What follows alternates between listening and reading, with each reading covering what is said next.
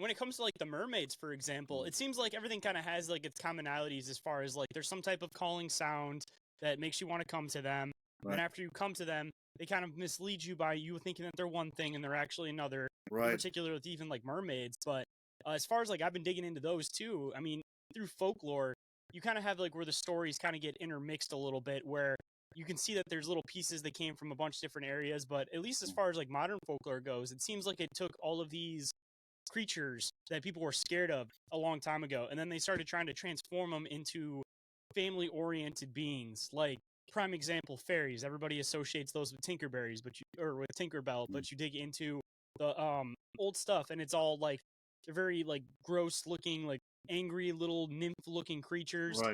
Even mermaids, you see all the different sightings that people have of those things when they are able to somewhat record them, and they try to make them look like they're these like beautiful women, but realistically they're more fish-like than anything. And then even like modern day stuff with like werewolves, they kind of mix the vampire-esque feel into it, where they have like this call to them where they're like attractive and it makes people want to come to them, but it's never really like that. I mean, even the vampires, for example, you dig into the old stuff with them, they were never like beautiful creatures. Like they were intelligent, but they weren't like these beautiful creatures that lured people in either. Yeah, I think that's a great starting point, what you just talked about, because that really is the basis on so many levels of so many different types of archetypes. So we talk about the fairy, or about fairies were vampires, were mermaids. We're talking about creatures that exude some sort of sexuality. More often than not, they are depicted as women, right? So immediately we can see that we're dealing with a patriarchal society projecting on the world around them things that they fear most. And one of the things that they fear most is the usurpation of the power of the man by a woman. I mean, that's something that's very, very frightening of them. So, in order to control that, whenever they get the vernacular of religion involved, now we can call things good or evil, right? And from the very beginning, mermaids had almost always been deemed evil, right? So in the natural world, a pre-literate society, a pre-scientific society, we didn't have good and evil. We had things that were beneficial or things that were, that were going to harm us in some way. But then whenever religion comes around and we have organized civilization, now we can talk about things that are inherently evil, but there's also choices involved as well too. So so if we were in a hunter-gatherer society, we really cannot control what goes around us. We are at the mercy of the elements, and if we go out on a hunt and it storms, we're all at the mercy of these things. But now we're getting into the point after civilization comes that we choose to leave the confines of our civilization, which is based upon reason and stability, and then we go out into the chaos of the world, and that is where we put ourselves at the greatest risk. So at the very beginning, even going back into the Roman period, we see instances of the mermaids in the Odyssey.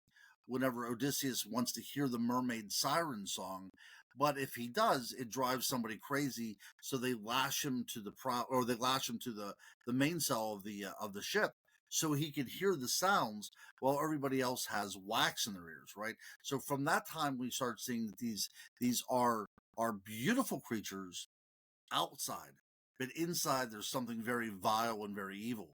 Now, by the time we get to the Middle Ages, we have mermaids being the embodiment of temptation, of a man's lust, because in order to see a mermaid, of course, you have to leave, humanity behind and go out into the water. And God forbid what happens out in the water. That's a place where danger lurks. That's a place where you have to, by free will, go out. And then by free will, you're choosing the temptation that is leading you ultimately to your death. So this was a great thing for theologians to play with in the Middle Ages, to talk about sirens and their siren song being the embodiment of temptation and evil itself. Of course, mermaids are so attractive to the human psyche.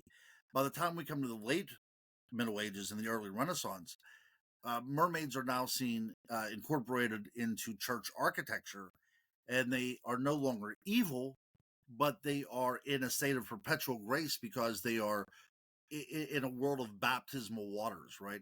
So within 1,000 years, the mermaid goes from something to being tempted to something that's being controlled. And that's a huge leap in our understanding, in our view of the world around us. And this is also a time in history when women aren't treated so well, right? We're talking about witch hunts that are almost completely against women. Maybe of all the witches that were executed in Europe, possibly only 15% were men. So an alarming amount was women. So the control of women was there, obviously, and the temptation was there. But we can see as everything progresses, each culture will identify these things and evolve with these things for their own benefit. People ask me, you don't really believe in mermaids now, do you? And I said, unless you eat a Dunkin' Donuts, there's a good chance that a mermaid sold you coffee this morning, right? So it's part of our Hmm. culture.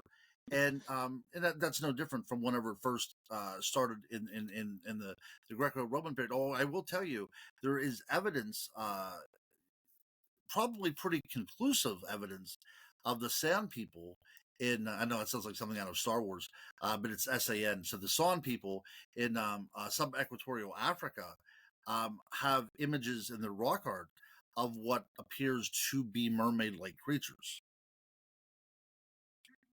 Say there's even depictions of them as far as like Japanese culture goes. It's one of those things that just goes That's across right. all culture. And I mean, at least I don't know if you follow all like the more current stuff, but there's been one guy that's been on TikTok and YouTube who's a fisherman, and he's been posting like these encounter Yeah. videos of them. And it's one of those weird things that you never really think that you would ever see any kind of Right. encounter videos of, but it's fascinating all the same. I mean, whether it's staged or not, I mean, it just kind of adds to some of like the lore and the wonder of it.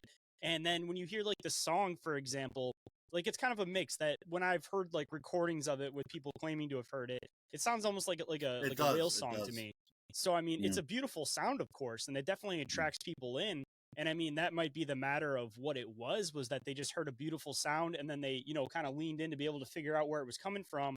And then the boat hit a wave, for example, and then the person got Right. tossed off, and then it created this whole folklore No. around it. But all the same, though, I mean, definitely an alluring, beautiful sound. So I get why people would be drawn to it. It just might be that it kind of got, like fisherman Right. story, essentially, that it went from somebody jumping off the boat, or somebody like leaning over the boat and getting knocked over trying to hear a sound, versus somebody jumping off the boat to try to get to some beautiful women they saw on the Absolutely. shore. I was at a conference up in Michigan several years ago, and somebody told me their mermaid story, which I found fascinating because you don't get a lot of people telling you mermaid stories.